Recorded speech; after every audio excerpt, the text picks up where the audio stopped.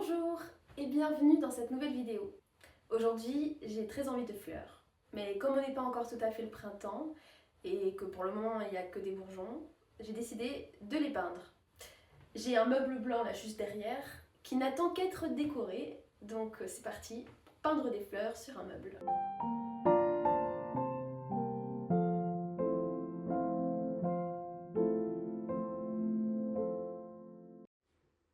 Voilà le meuble blanc sur lequel je vais travailler. C'est un meuble Ikea, donc pas de regret si je rate ma peinture. Et c'est ici que je range tout ce qui est lié à l'impression, l'emballage et l'envoi de mes illustrations. Alors la première étape, ça va être de s'inspirer.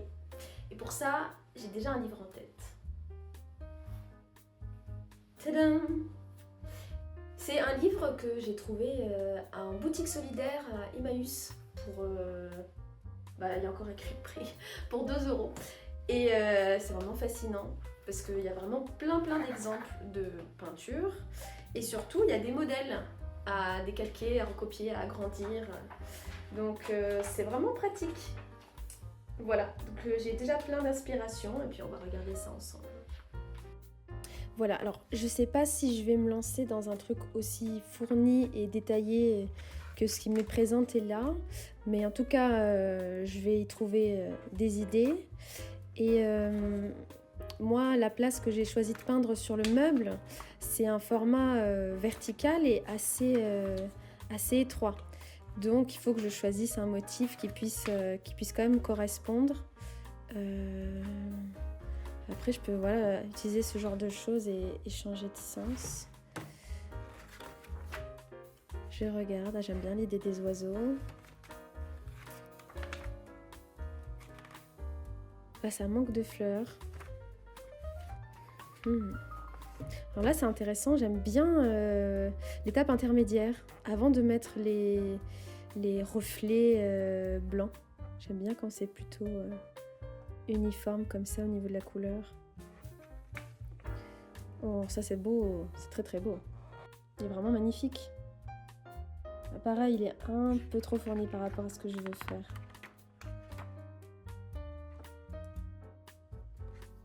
Ça c'est pas mal, ça j'aime bien.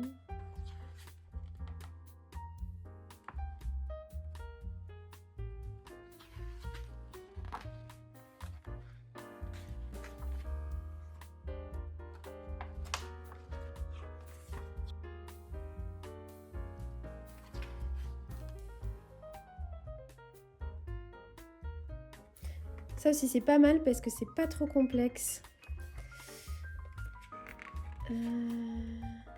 Non, parce qu'il faut pas oublier que c'est la première fois que je vais faire ça, donc j'ai pas envie de me mettre trop en difficulté et d'abandonner en cours de route.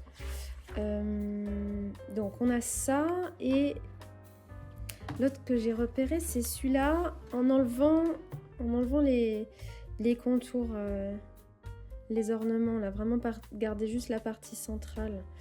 Bon, c'est à peu près le même schéma, hein. C'est juste que par rapport à mon format, il vaudrait mieux que j'opte pour celui-là. Ok, et on va passer au test. Alors, je commence par couper du papier au format exact de l'intérieur des portes, la zone sur laquelle je vais peindre.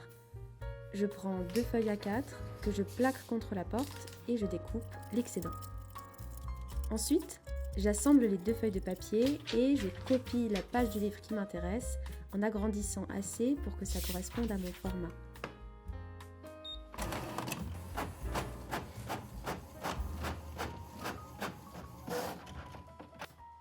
Mon papier est tellement fin que je peux décalquer sans table lumineuse. Je recopie donc la partie du motif que j'ai imprimé.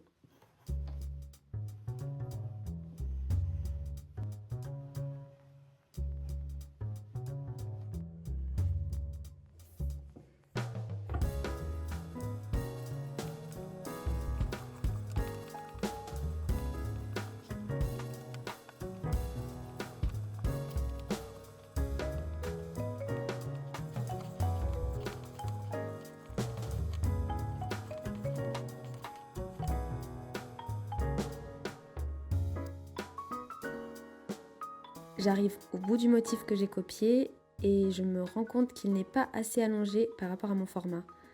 Il me faut donc compléter le bas pour équilibrer. Je compte reproduire la partie supérieure du motif existant en bas, donc il ne me reste plus qu'à trouver un motif pour le centre. Et je suis partie sur une fleur trouvée sur un autre motif que j'ai agrémenté de feuilles et de plus petites fleurs autour pour qu'il n'y ait pas comme un creux juste au milieu.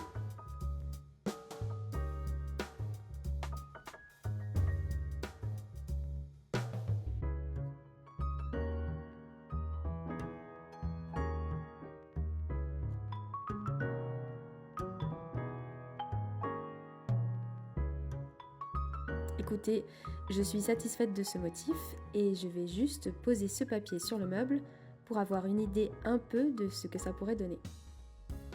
Et comme ça me convient aussi en situation, je suis prête à préparer le support sur lequel je vais peindre.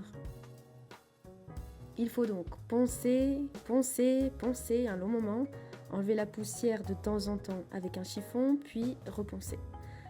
Je ne veux pas enlever totalement la peinture, mais rendre la surface un peu plus rugueuse pour que la peinture ne glisse pas trop, qu'elle adhère un peu mieux au meuble.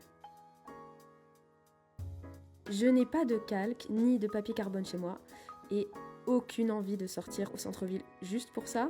Donc j'essaye simplement de la feuille au meuble sur une partie du motif et comme le transfert marche un peu, je suis confiante et je passe au crayon gras tout le motif d'un côté pour le transférer de l'autre sur la porte.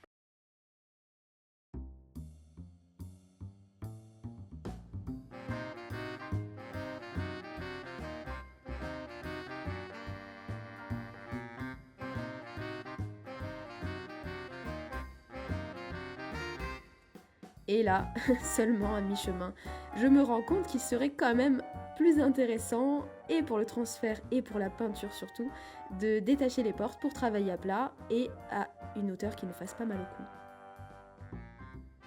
Je cherche un tournevis, je retire tout le système alors qu'il n'y avait besoin que de desserrer une vis. Je comprends trop tard. Je fais pas la même chose sur la deuxième porte, heureusement. Et voilà, les deux portes sont retirées. On continue le transfert de manière plus confortable. J'ai dû refaire la deuxième porte 2 fois, car je l'avais retournée complètement pendant le transfert, le motif était donc à l'envers. Autant vous dire que je connais par cœur ce motif maintenant.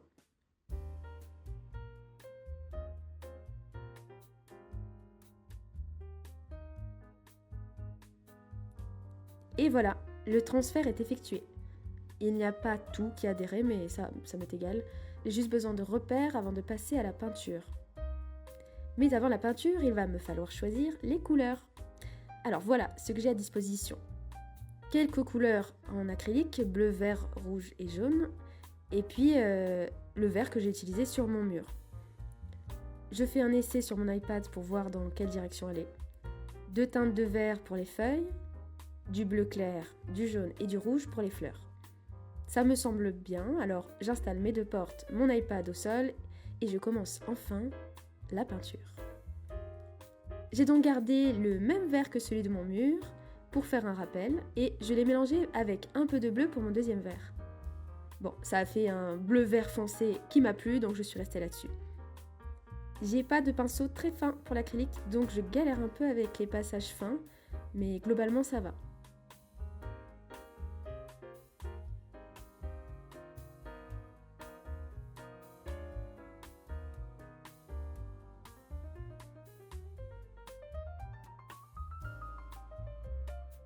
Voilà ce que ça rend à mi-chemin. C'est déjà pas mal, ça m'encourage à continuer avec les fleurs en commençant par le bleu clair.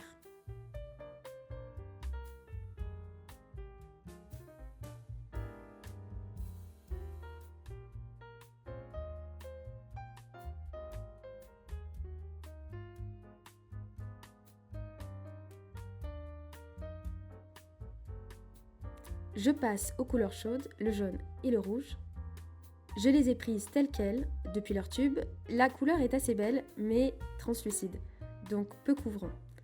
On va voir les zones en dessous dans lesquelles j'ai dépassé. Tant pis, je repasserai une deuxième couche ou bien j'accepterai le résultat comme ça, avec ses défauts. Pour le jaune, c'est assez simple. Vu que c'était souvent des disques, un mouvement circulaire du pinceau et le tour est joué.